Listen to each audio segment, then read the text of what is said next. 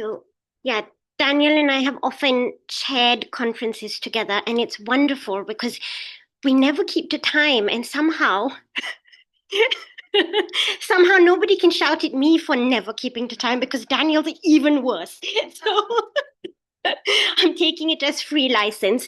No, Andrea, it's a joke. It's a joke. Um, she will stop me when I have to be stopped, quite rudely if it needs to be done.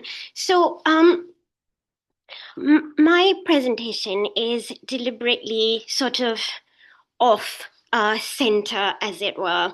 Um, every time I've talked about this show, I focused on the themes of the tiger and the dragon.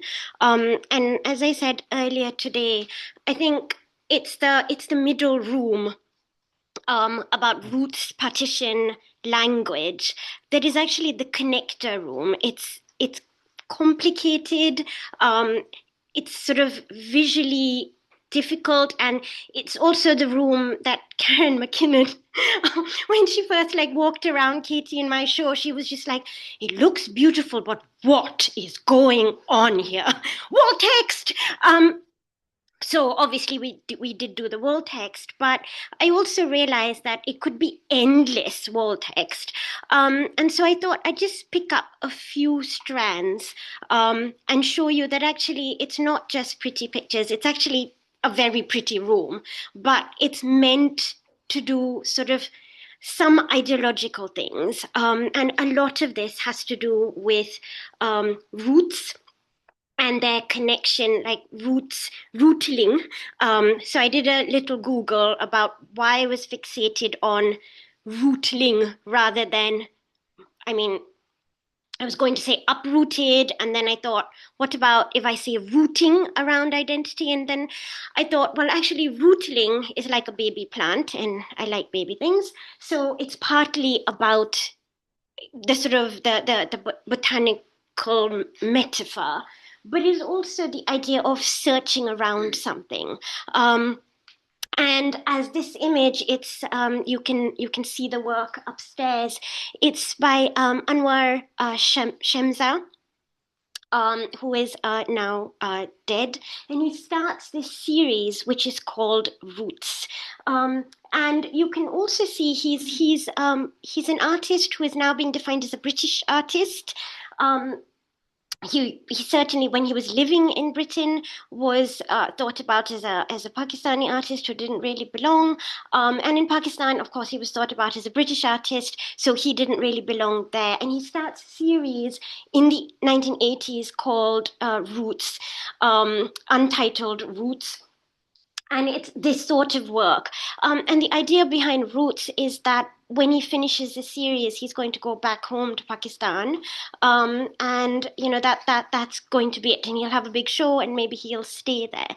And he starts working on his roots, and finally he never makes it. He dies in the middle of the Roots series.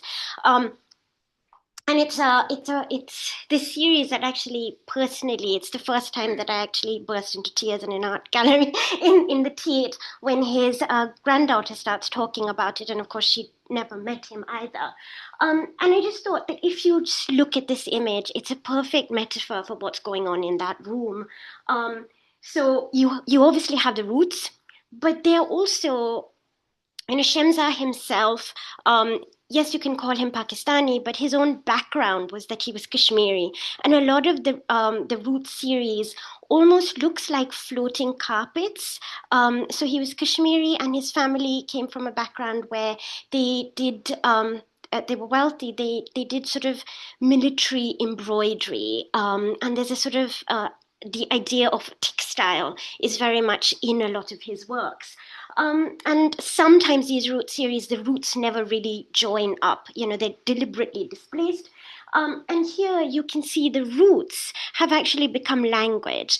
And your first view of it, if you don't read Urdu, and I have to say, I don't, I don't read any language that isn't English, because I wasn't colonized. And but the truth is that the roots are often they're not in Urdu, so they're deliberately untranslatable. So, to British eyes, you would look at them and say, oh, okay, I can't understand them, I can't read them because they're Urdu. But then somebody who reads Urdu will say, well, actually understand that they can't read them either. So in a kind of way, it's about the untranslatable. There are these roots that sort of, they never reach where they're meant to be going. And this is also a comment on language. Hi, Neil. Thank you for this image. So this has got like a little collage of everything in the show. And as you can see, the first thing that I'm actually, the first little circle is what this talk is kind of focusing on. I'll go fast because, as usual, I've got stuffed a lot in here, and there are quite a few kind of pretty pictures that speak to each other. So I'll just like narrow down when I actually have something very specific that I want to say. So obviously, this is a Pakistani, a Welsh Pakistani gay dyslexic. Not my description, it's his own, Liaqat Rasul, who also was a designer, and he's redefined himself as an artist, but again, he works quite a lot with textiles. So just remember, I said he's Pakistani. The colors that you see here are the colors of the Indian flag. So it's got saffron, which is very much on the Indian flag, saffron symbolizing Hinduism, the green symbolizing Islam, and the white Christianity. So you have the sort of three main religions of India kind of on the flag. Increasingly, what's happening in India today is what you call saffronization. And you can sort of take that how you want. It's one of the things I want to sort of discuss. So it's the Hinduization of the idea of India, which was always meant to be a secular republic. And Liaqat's work, it's actually called Let's Talk About Punjab. So Punjab is the 5 rivers, and we've deliberately placed it against Reena Khaled, who's an Indian artist, and her work is about the Radcliffe Line. And in fact, both of them are talking about the division of Punjab during, 1947, the partition of India, and the partition of India, which then gives rise to India and Pakistan. And what I didn't know when I first started this show is that the Radcliffe line is by Cyril Radcliffe. So he has no knowledge of the subcontinent at all. He's told to just sit down and draw with old maps.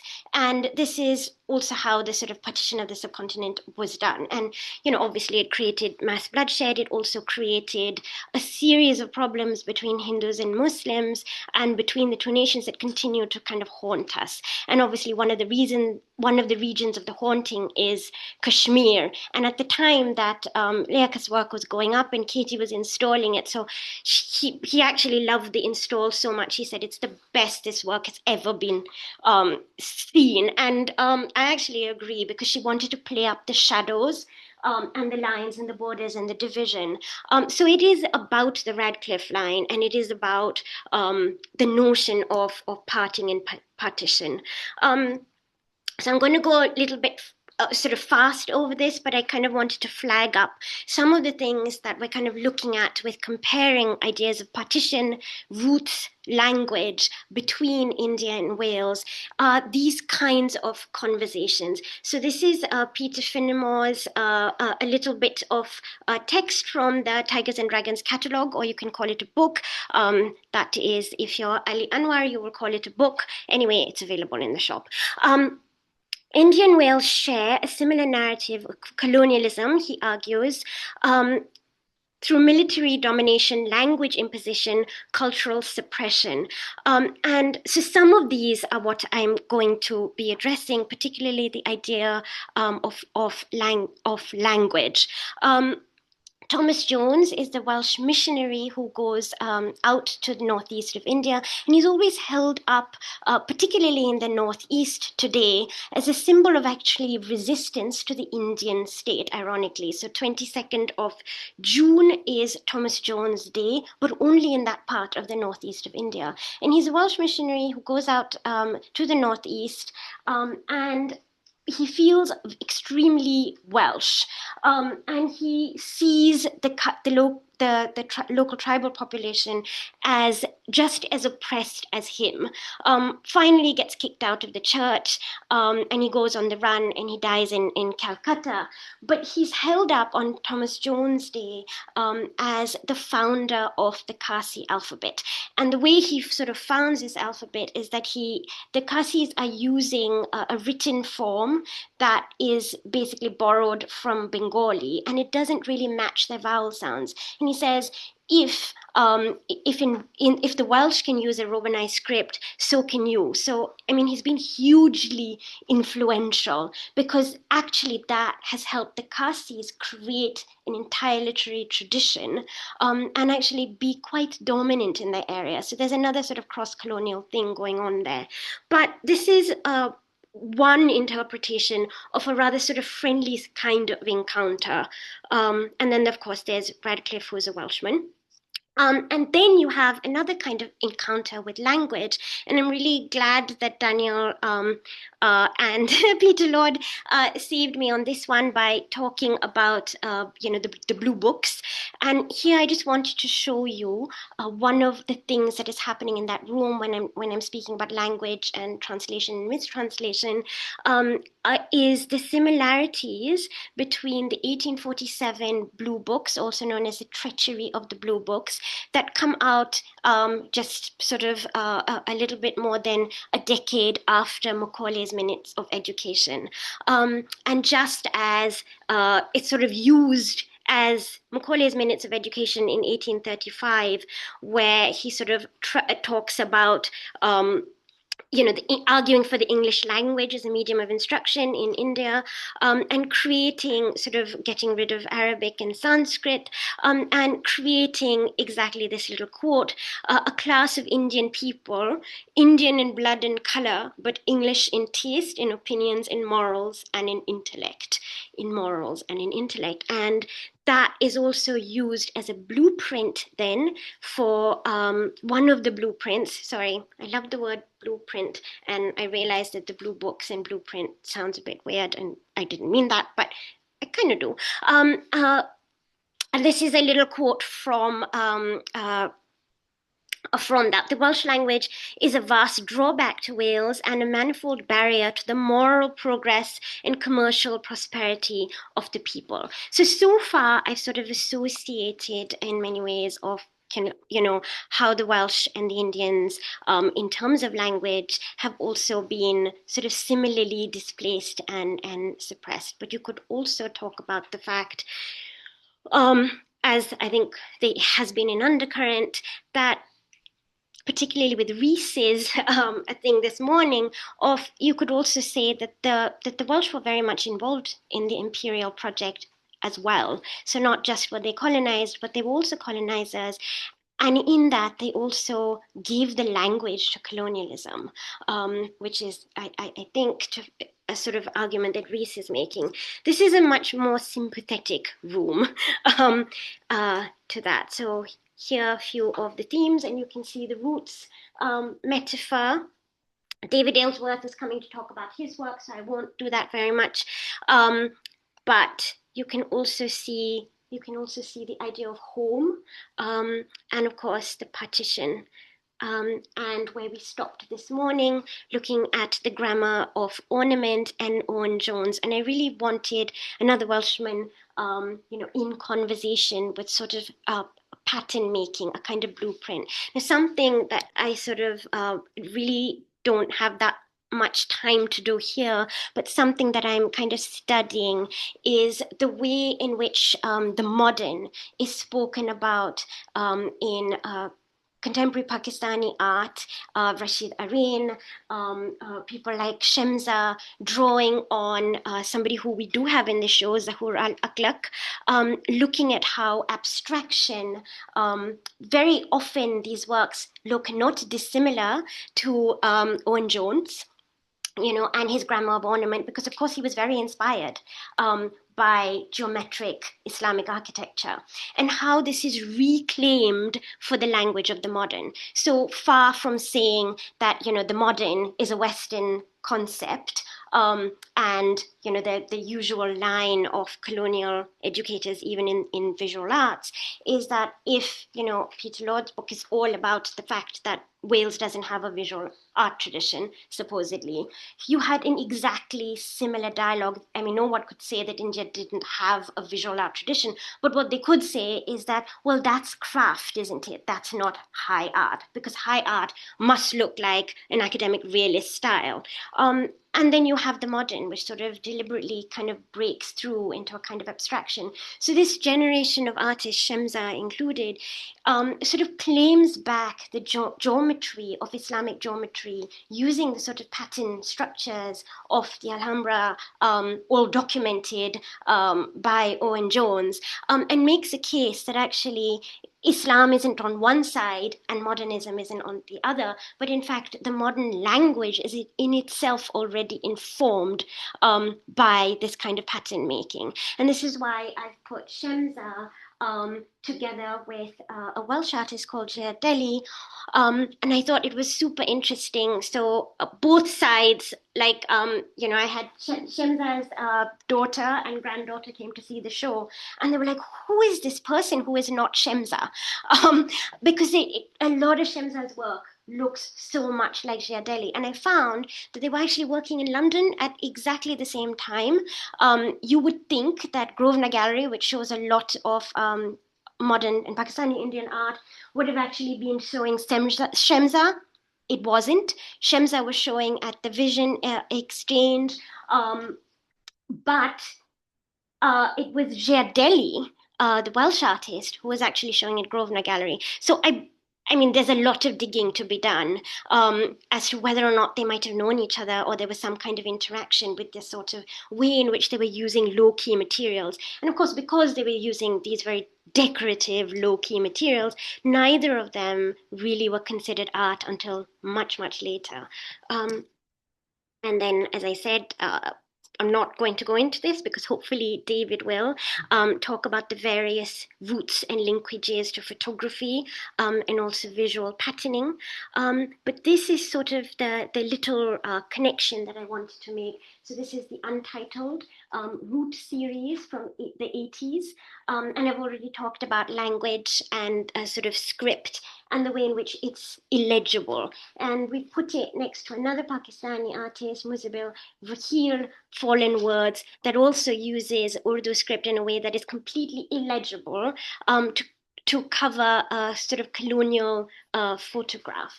And so there's lots of little things about modernism, language, and ideas of displaced roots in this room. This is Rina Khalat and Liaqat.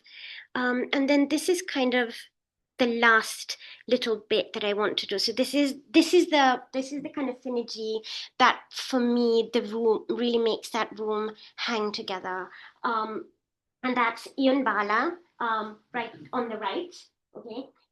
Next to him is Zarina, and very sort of architectural work. It's all about home and displacement. It's also about language, because often her work is about Urdu script that is deliberately illegible, and it's about displacement because she was, during partition, was displaced from her home. So there are sort of equivalences there. And when I saw this work in Iwan's studio, I just thought, this is a perfect work to put with Zarina, and this is how it got included in the show. And on the far left is an artist who actually is really difficult to access. Her name is Rummana Hussain. Now, she's an Indian Muslim artist who turns her body into architecture. So she actually started off making fairly traditional kind of narrative paintings, but that's not at all what she became famous for. So she became famous in the 90s, late 80s and the 90s, where she gets breast cancer. And at the time that she discovers that her body is in revolt, she also finds the body politic in India is in revolt against her as a Muslim. And she doesn't think of herself as Muslim. She's very Bombay. Nobody in Bombay from South Bombay really thinks in terms of their religion. And married to a banker. It just isn't an issue. But suddenly, when Babri Masjid, and I'll show you a picture of that, when the Hindu right starts growing and the mosque, 16th century mosque, gets attacked, and she discovers she has breast cancer. Her breast becomes like a temple, becomes like the structure of a dome, and she starts putting herself into her performances. And I just thought it was really, really interesting as a sort of various patterns of the architecture of the body, and displacement on that one wall, but also so I won't go into this, but this is one example of what a Zarina work looks like. So, the thing with the show is that we had access to what we had access to as cheaply as possible. And it's whatever Taimur Hassan, in terms of modern and contemporary Pakistani and Indian art, had in his collection. And it's a vast collection. But if I had a choice to pluck things out of anywhere, this is the work I would have actually wanted to put next to Iwan's work. Again, it's a sort of an architectural structure. She plays with the idea of the mosque, with the jali, which is the frieze. And these are something that she calls letters from home. And they're incredibly poignant letters. So she has letters from home and letters to Rani. And Zarina was obsessed with the idea of memory and home that she lost. So she would keep making these actual blueprints, these architectural structures, about a home that she could never go back to. And one of the sort of artists who now isn't living in Pakistan anymore, Sophie Ernst, once did a interview with her, which became an artwork, where she said, okay, Zarina, can you draw your home? We've seen you draw it in this form. Can you draw your father's house? Because you keep talking about it, your mother's garden. Sit down and draw it for me. And it's the most poignant thing that you ever watched, because you see her struggling to draw and memory fails. She actually does not remember this thing that all her work is about. And it's a sort of testing point, in a sense, of what is we actually remember and what we imbibe. And these are kind of letters that so she writes to her sister all the time, but sometimes these letters are never posted. So again, it's about communication and miscommunication. And one of the things that she talks about as a loss because of partition is not just loss of her home, to which she can never return. And she talks about partition as that line across my heart. But she also talks about the loss of Urdu as a language, because Urdu becomes Pakistan's national language. But Zarina never identifies as Pakistani, at least not to somebody like me who's Indian. She always said, I'm Indian. I'm an Indian Muslim artist. And yet she had a gallerist in Pakistan. Her sister Rani, whose garden she was obsessed with, lived in Pakistan. But her language was Urdu. And for her, that language is a language of loss. And this is kind of why, so this is Rummana up close a little bit, and you can see her, it's called necklines. This is Babri Masjid being destroyed, and you can see the kind of dome structure as well. And then finally, I'm sort of like ending with this bit is Iwan Bala, who was supposed to be in the audience and helping me out here. So Hiraeth, which I can never really pronounce properly, which means wistfulness for a home to which you cannot return. And tabernacle is itself a sort of church structure. So there's an architectural element there, and he has a little text that he was going to give me about how tabernacle is also the architecture of loss. And of course, as a concept, it's also been thought to be super nostalgic, and it's been criticized for being nostalgic. What I wanted to just say as I sort of sum up this bit is that actually, even before I knew Iwan's work, I was already using this text whenever I gave a lecture on Zarina Hashmi. So I found the word and I applied it to her, and Tumona Hatum. And I had no idea. I thought it was Arabic. I had no idea it was a Welsh word. So it really shocked me that I was using this terminology. And I kept telling students, don't worry, before I joined Bristol, that, it's an untranslatable word. And of course, it is an untranslatable word in a Welsh context, but it would be equally untranslatable for anything because it is it is about a loss, that is a loss of home, but is that also the loss of the mother tongue is also a seminal loss. Really interestingly, we've had people coming and looking at this work together, and one criticism that I got on Instagram was, how come you all didn't translate everything that was in this text? And I thought it was pretty interesting. Actually, I was quite thrilled with it. I took a picture of it. Because it was a Welsh person who was asking that, who was demanding a translation from the Welsh to English, and I thought, well, actually, the fact that it's untranslatable for you really it's making my case.